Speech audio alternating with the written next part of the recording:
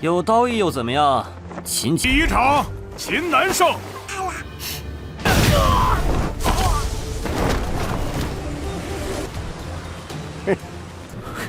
找死，准备进行第二轮比试。Halo semuanya, selamat datang di Ruang Sinema. Bagaimana kabar kalian semua? Semoga selalu sehat dan baik-baik saja. Sesuai jadwal, jadi pada hari ini kita akan kembali melanjutkan series Donghua Fearless Battle Spirit episode 9-12. Di bagian sebelumnya, Xingnan mengejutkan Fang Su dan Xing Xiao dengan kekuatannya yang meningkat ke body tempering tingkat 3. Meskipun diserang oleh Fang Su dan pengawalnya, Xingnan berhasil menang dan menemukan cincin penyimpanan dengan peta pegunungan Longhu. Xingnan mencapai body tempering tingkat 4 setelah menyerap energi spiritual dari kolam energi. Sedangkan di keluarga Xin, Xing Tian itu mendapatkan kritik karena memberikan 500 pil body tempering kepada Xingnan. Namun Xingnan membuktikan kekuatannya dengan mengalahkan Xing Changkong dalam duel. Di keluarga Fang Li berencana untuk menghancurkan keluarga Xin dan menyuap anggota keluarga Xin. Nah, Xingnan melanjutkan latihannya. Ia pun mencapai body tempering tingkat 5 dan menguasai teknik pedang guntur tingkat Great Completion. Keesokan harinya, Xingnan bersiap menghadiri seleksi murid sekte Xuanling. Sementara seorang wanita cantik bernama Xiao Qingsu muncul di dekat altar bela diri. Sim lanjut di altar bela diri, terlihat dua keluarga besar di kota Linshui yang telah berkumpul, yakni keluarga Fang dan keluarga Xin. Mereka bersiap untuk menjalani seleksi sekte Xuanling. Pada saat itu, Xingnan sempat menatap sinis dan serius ke arah Fang Rulong yang tepat berada di hadapannya. Tak berselang lama, Xingnan dikejutkan oleh sebuah tekanan yang luar biasa dari dua utusan sekte Xuanling, yaitu Xiao Qingsu dan juniornya. Dari tekanan yang diberikan oleh Xiao Qingsu, Xingnan berpikir bahwa Rana Xiao Qingsu setidaknya berada di atas Rana Xian Tian.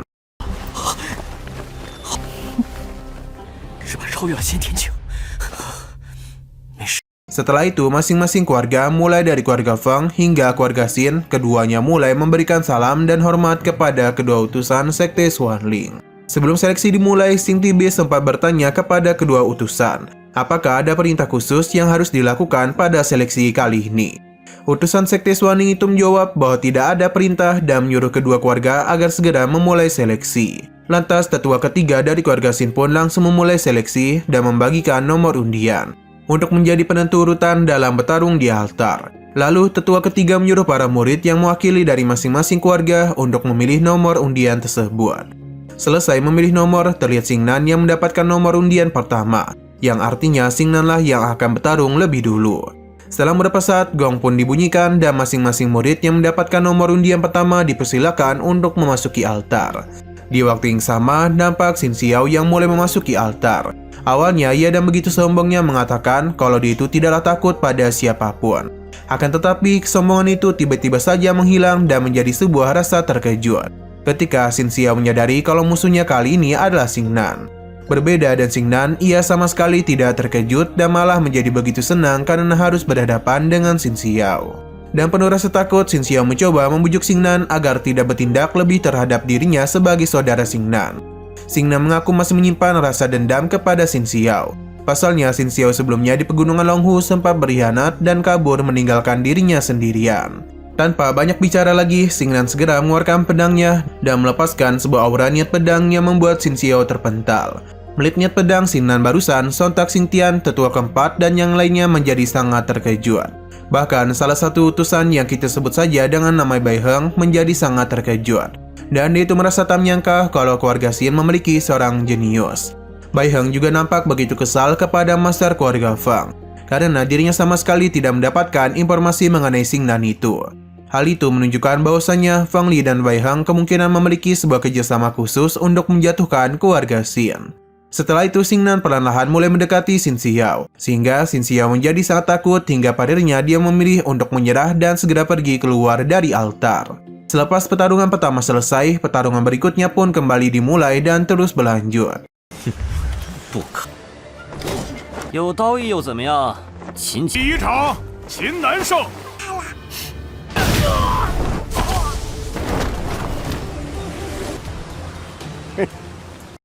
Hingga sampailah pada pertarungan di mana Fang Rulong melawan salah satu murid dari keluarga Xin. Pada pertarungan itu, Fang Rulong jauh mendominasi dan mampu memberikan tekanan yang luar biasa. Tak mau menyerah begitu saja, murid itu pun memutuskan untuk menahan tekanan dari Fang Rulong. dan menggunakan sebuah pertahanan dari martial spiritnya. Meskipun begitu, pertahanan dari martial spiritnya tak mampu mengubah kondisi, sebab penghulu Long itu berhasil menghancurkan pertahanan tersebut. Akibatnya, murid itu pun menjadi tidak berdaya karena tekanan dari Fang Hulong. Hingga padanya dia pun langsung menendangnya keluar dari altar. Tindakan dari Fang Hulong barusan sempat mendapat kecaman dari keluarga Xin. Salah satunya adalah Xin Changkong. Xin Changkong menjadi begitu kesal dengan tindakan tersebut dan beranggapan kalau Fang Hulong telah melewati batas. Selain itu, Xing Tian juga tak terima dengan tindakan tersebut karena Fang Hulong dan sengaja melukai muridnya. Lantas Fang Ni pun mencoba membela Fang Hulong dan mengatakan bahwasanya pada tahap seleksi, terluka memang sudah sewajarnya ketika yang lemah berhadapan dengan yang kuat. Ucapan dari Fang Li juga didukung oleh Bai Heng. Ia berkata sudah sepantasnya bagi yang lemah untuk mendapatkan luka pada pertarungan itu. Di waktu yang sama, terlihat Xiao Qingsu yang sedang menatap serius ke arah Xing Nan. Ia mengaku merasa tertarik dengan kemampuan dari Xing Nan. Lalu pertarungan berikutnya pun dimulai, yakni pertarungan antara Xing Nan melawan Fang Xing, sehingga keduanya pun segera memasuki altar. Melihat sosok Fang Xing, seketika Xiao Xing berteriak memberitahu Xing Nan kalau Xiao Xing adalah pelaku yang sebelumnya pernah membuat masalah di salah satu restoran keluarga Xin. Mendengar ucapan Xiao Xing, Fang Xing meresponnya dengan berkata bahwa tidak ada gunanya Xiao Xing mengadu kepada Xing Nan, karena kali ini dia akan mengalahkan Xing Nan. Tanpa banyak bicara lagi, Fang Xing mulai mengeluarkan pedangnya dari sarung, kemudian langsung berlari sambil mengayunkan pedangnya ke arah Xing Nan. Melihat hal demikian, Xing Nan sama sekali tidak merasa panik. Sebaliknya, dia itu justru tetap tenang dan dalam sekejap mematahkan serangan dari Fang Xing, hingga padanya melukai lengan Fang Xing. Hal itu sontak saja membuat semua orang di sana menjadi begitu terkejut, karena mereka sama sekali tidak dapat membaca pergerakan Xing Nan yang sangat cepat. Berbeda dengan Fang Li, ia justru menjadi begitu marah dengan tindakan Xing Nan yang telah membuat Fang Xing terluka. Xing Nan kemudian memberitahu kalau ia hanya melakukan sesuatu sesuai dengan ucapan Fang Lin dan Bai Heng, bahwasanya apapun bisa terjadi di altar dan yang lemah sudah sepantasnya terluka ketika berhadapan dengan yang kuat. Ucapan dari Xing Nan tentu saja membuat Bai Heng menjadi sangat marah dan langsung melepaskan sebuah energi spiritual, yang mana hal itu membuat semua orang di sana termundur. Meskipun begitu, Xing Nan sama sekali tidak merasa takut. Sebaliknya, dia justru dengan berani mengatakan bahwa kedua utusan Sekte Xuanling sepertinya tidak terlalu peduli kepada siapapun yang terluka, sehingga tindakan Xing Nan terhadap Fang Xing sebelumnya seharusnya tidak dianggap sebagai sebuah pelanggaran. Xing Nan juga mengatakan jika tindakan dia sebelumnya dianggap sebagai pelanggaran, maka artinya Bai Heng sangat berkeinginan untuk membuat keluarga Xin tunduk terhadap keluarga Fang. Mendengar hal demikian, sontak Bai Heng tak dapat lagi menahan rasa sabarnya. Lantas dia pun langsung melepaskan sebuah serangan ke arah Xing Nan. Belum sempat mengenai Xing Nan, serangan Bai Heng itu dengan cepat dihancurkan oleh Xiao Qingsu. Xiao Qingsu dan sedikit emosi menyuruh Bai Heng untuk berhenti membuat keributan dan segera melanjutkan proses seleksi. Tindakan dari Xiao Qingsu itu membuat Bai Heng menjadi begitu kebingungan. Mengapa Xiao Qingsu secara tiba-tiba ikut campur tanpa alasan yang jelas? Di momen serupa, Xing Nan juga merasa ada yang janggal terhadap Bai Heng, seolah-olah dia itu telah menjalin kerjasama dengan keluarga Fang. Sehingga menurut Xing Nan, satu-satunya utusan yang bertindak adil sekarang hanyalah Xiao Qingsu saja.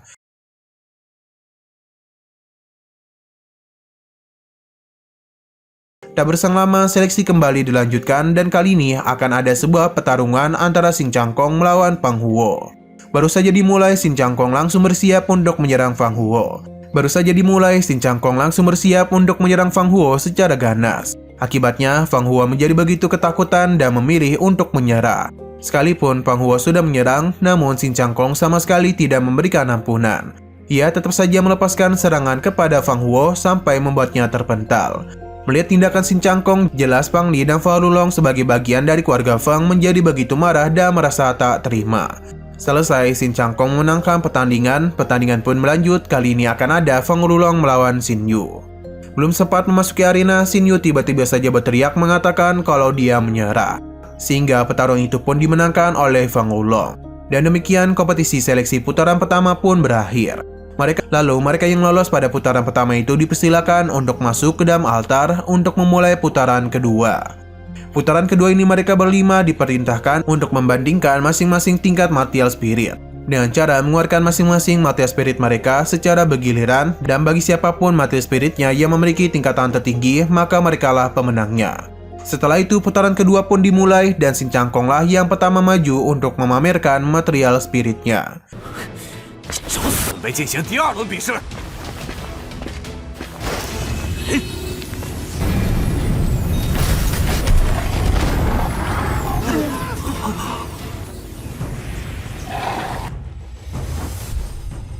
Setelah Xin Changkong menunjukkan material spiritnya, Xiao Qingsu memberitahu kalau material spirit milik Xin Changkong adalah material spirit binatang tingkat 5. Jika Xin Changkong menambahkan sebuah teknik yang sesuai dan menyatu dengan material spiritnya, maka dia itu dapat menjadi lebih kuat. Selanjutnya akan menjadi giliran Fang Wulong yang mengaku kalau dirinya adalah jenius pertama di kota Lin Sui. Setelah itu, Fang Wulong langsung menunjukkan material spiritnya yang ternyata adalah material spirit senjata tingkat 6. Sontak hal itu membuat semua orang yang ada di sana menjadi begitu terkejut, karena mereka merasa tak menyangka akan ada tingkat tersebut. Menurut Xiao Qingsu, bakat dari Fang Wulong sangat tidak biasa, dan kemungkinan dia itu memiliki masa depan yang menjanjikan. 是怕一些人吓破了胆。 Meskipun Fang Wulong itu sangatlah sombong, tetapi sifat sombong itu sesuai dengan kemampuannya. Sementara itu, Xin Changkong tampaknya sangat tidak terima dan tidak senang kepada Fang Wulong. Ia mengatakan bahwa walaupun Fang Wulong memiliki martial spirit tingkat 6, akan tetapi belum tentu dia itu akan menjadi pemenangnya. Fang Wulong kemudian meresponnya dan menantang Xin Changkong untuk bertarung membuktikan betapa kuatnya martial spirit tingkat 6. Tanpa berpikir panjang lagi, Xin Changkong pun langsung membangkitkan martial spirit harimau putihnya. Ia melepaskan serangan kepada Fang Wulong. Namun sayangnya segala serangan dari Xin Changkong itu dapat dihindari dengan mudah oleh Fang Wulong. Dan justru Xin Changkonglah yang termundur karena pukulan Fang Wulong. Tak berhenti sampai di situ, Fang Wulong juga ikut membangkitkan martial spiritnya dan kembali menyerang Xin Changkong hingga membuatnya terpental dan terluka.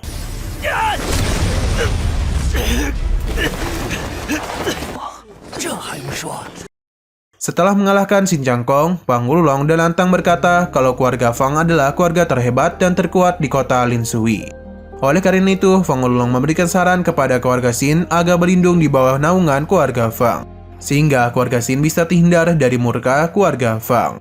Fang Li juga menyuruh keluarga Xin agar menuruti segala perintah keluarga Fang. Jika tidak, Fang Li tidak akan segan-segan untuk menghabisi semua anggota keluarga Xin. Mendengar ucapan Fang Li itu, sontak Xing Tian menjadi begitu marah dan berkata kalau Fang Li terlalu lancang. Ancaman dari Fang Li itu benar-benar membuat beberapa anggota keluarga Xin menjadi begitu ketakutan dan memutuskan untuk berkhianat dan bergabung dengan keluarga Fang. Tindakan pengkhianatan dari anggota-anggota keluarga Xin itu tentu saja membuat Xin Tibe menjadi begitu emosi. Karena menurutnya mereka yang takut mati tidak mau mempertahankan nama keluarga Xin. Mereka itu sangatlah memalukan dan tidak pantas memiliki darah keluarga Xin. 你们形势比人强，一边贪生怕死的小人。罢了，你们都走吧，这些白眼狼，难道忘了我全族死战？ Perkataan dari Xin Tibe sontak membangkitkan rasa juang pada anggota keluarga Xin, hingga mereka pun menjadi berani untuk memperjuangkan keluarga Xin. Tak berselang lama, tiba-tiba saja tetua ketiga perlahan berjalan menuju sisi keluarga Fang. Menyadari hal demikian, tetua kedua pun sempat mencoba untuk menghentikannya. Akan tetapi, tetua ketiga tiba-tiba saja menyerangnya hingga membuatnya terlempar. Tetua kedua nampak begitu terkejut dan bertanya-tanya mengapa dia tak mampu menahan Truki dari serangan tetua ketiga. Selang beberapa saat, tetua pertama dan tetua keempat pun mencoba untuk melepaskan energi spiritualnya. Namun, tanpa alasan yang jelas, mereka tak dapat melakukannya. Di waktu yang sama, Xin Tibe pun mulai kehilangan keseimbangannya. Hal itu membuatnya tersadar bahwa tetua ketiga telah melakukan pengkhianatan. Bukannya merasa bersalah, tetua ketiga justru dan bangganya mengatakan kalau dirinya hanya mencoba untuk menyelamatkan keluarga Xin saja.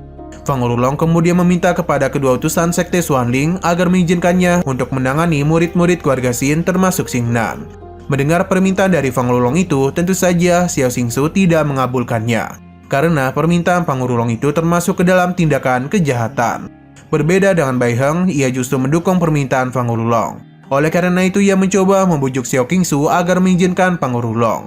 Tentu saja bujukan dari Bai Heng ini membuat Xiao Qingsu menjadi sedikit emosi, karena ia merasa kalau Bai Heng seolah-olah sedang menggurui-nya dalam mengambil keputusan.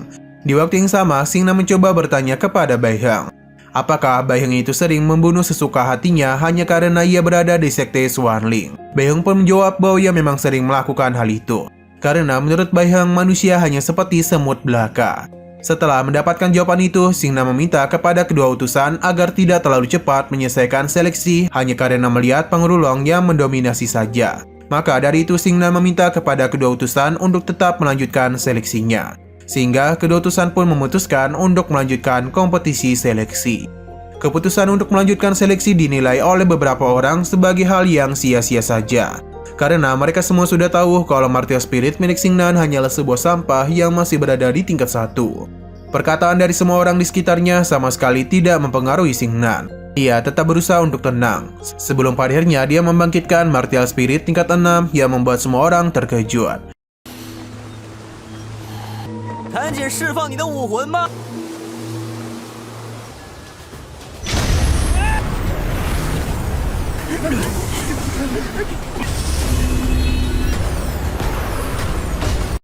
Mereka pun mulai menyadari pantas saja Xing Nan berani untuk melanjutkan kompetisi. Hal ini karena Martial Spiritnya yang telah meningkat ke tingkat 6. Selain itu, Tisan juga tersadar bahwa Martial Spirit tingkat 6 inilah yang menjadi alasan mengapa Xing Nan dapat mencapai top grade compilation dengan mudah. Sementara itu, Pengelulong justru menjadi begitu marah dan merasa kalau Xing Nan telah menggunakan sebuah trik untuk menipu semua orang. Dan merasa marahnya, Pengelulong mencoba melepaskan serangan kepada Xing Nan. Bahkan, dia itu juga sempat membangkitkan Martial Spiritnya hanya untuk menyerang saja. Tak hanya berdiam diri saja, Xing Nan juga membangkitkan Martial Spiritnya untuk melawan. Akibatnya, serangan Xing Nan berhasil mematahkan serangan Pengelulong hingga membuatnya terluka.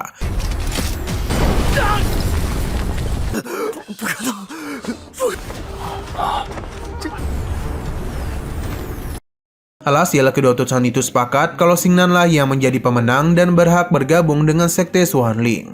Akan tetapi, keputusan itu langsung ditentang habis-habisan oleh Pengelulong.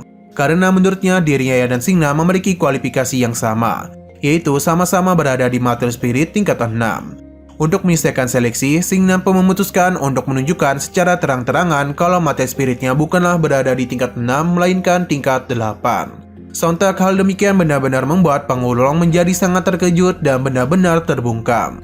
Sementara itu, Xiao Qingsu secara resmi mengumumkan kalau Xing Nan kini telah resmi menjadi murid Sekte Xuanling.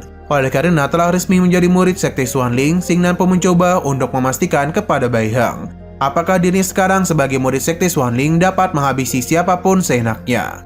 Sebelum menjawab, Bai Heng sempat berpikir kalau Xing Nan ini sangatlah berbakat dan pasti akan menjadi jenius emas di masa depan.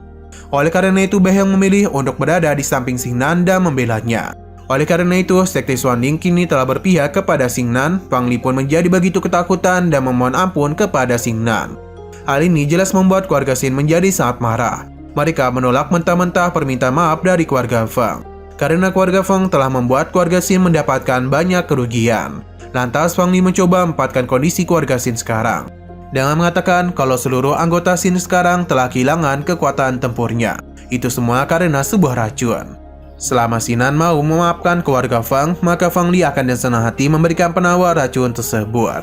Di waktu yang sama, Xing Nan memberitahu Fang Li tidak perlu memberikan penawarnya, karena Xing Nan sebelumnya sudah mencium bau pengkhianatan di antara para tetua. Sehingga Xing Tian, Tisan dan yang lainnya tidak terkena racun tersebut. Setelah itu, Xing Nan dan lantang mengatakan kalau keluarga Fang telah melakukan banyak kejahatan, sehingga dirinya sebagai murid Sekte Xuanling mengusir keluarga Fang dari kota Lin Sui. Oleh karena sudah tak dapat berbuat apa-apa lagi, Fang Li pun memutuskan untuk mengembalikan seluruh harta yang pernah keluarga ngerampas dan segera pergi dari kota Lin Sui. Dan begitu kini keluarga Xin lah yang akan mengambil alih dan bertanggung jawab atas kota Lin Sui menggantikan keluarga Fang. Pada keesokan harinya di aula pertemuan keluarga Xin, terlihat Xin Tibei yang merasa bersalah atas tindakannya tempo hari yang ingin menjatuhkan Xing Tian dari posisinya. Mendengar hal demikian, Xing Tian merasa tidak enak dan menyuruh Xin Tibei agar tidak menyalahkan dirinya sendiri. Karena pada tempo hari, Xing Tian juga telah bersikap egois dan mengabaikan pendapat para tetua. Di waktu yang sama, Xin Changkong mendekati Xing Nan dan dengan penuh respek, ia berkata kalau dirinya akan segera bepergian dan menjelajahi benua untuk mencari kekuatan. Di momen serupa, tiba-tiba saja Xiao Xingsu datang dan bertanya kepada Xing Nan apa yang sebenarnya telah terjadi kepada Martial Spirit miliknya. Nah, sayang sekali lagi seru-serunya, episodenya malah bersambung. Oke, sekian dulu pada video kali ini. Untuk video selanjutnya akan segera hadir. Jadi bagi kalian yang ingin mengikuti series ini, langsung saja klik subscribe dan aktifkan loncengnya. Terima kasih yang sudah menonton video sampai habis. Jika kalian suka pada video ini, klik like dan share ke teman-teman kalian tentang channel ini. Dan ditunggu aja kelanjutannya. Oke, sampai jumpa di video selanjutnya.